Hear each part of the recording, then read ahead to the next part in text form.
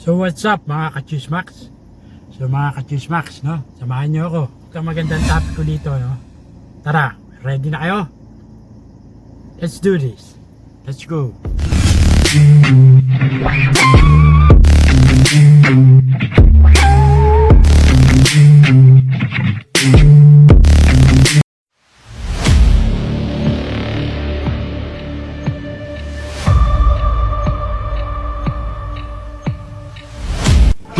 Willow quantum computing chip represents a monumental leap in technology, accomplishing computations in just 5 minutes that would require classical supercomputers 10 septillion years. With 105 qubits and groundbreaking error correction, Willow ensures reliable quantum states, addressing a critical challenge in quantum computing. This chip unlocks immense potential across industries, accelerating AI advancements, enabling complex drug discovery, and revolutionizing energy research by simulating intricate molecular interactions. As a major step toward practical quantum applications, Willow brings us closer to solving real-world problems with unparalleled speed and efficiency, redefining possibilities in science, technology, and beyond.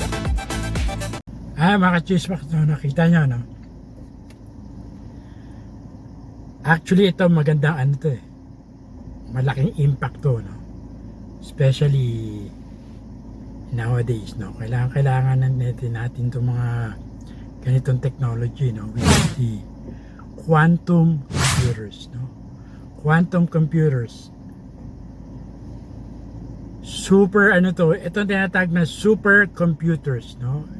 That revolutionize, no? Can solve mga may hirap na problems, no? This will be the solution, especially in the near future, no? Ito magamit in all industries, no? Napakabilis, sobrang ano na ito, sobrang useful, no? Especially nowadays kapag sa mga automation, no? Sa mga businesses, ano, malalaki yung ano, mga nagiging problema. Ito talagang ano to, sobrang high-tech na ito, quantum computers, no? Sa ngayon mahal pa siya, no? Pero later on siguro pag nagano to, pag lumaki yung demand na ito, tsaka syempre, no, syempre maraming mga brand na papasok niyan, no? Aside from Google, no? Dito natin makikita yung gamit na ito, no? Compared to sa mga classical or digital computers, no? Ito, kung sa digital, classical computers, ang 0 tsaka 1 nag-activate, alternate. Kapag 0 sinabi, is off. Pag 1 is on. Sa quantum computers, mga ka-Chismax, no? Sabay, simultaneously, no, mag-activate yung 0 tsaka 1. So makikita nyo yung difference, no? Yun yung the simplest comparison, no, between classical digital computers sa quantum computers.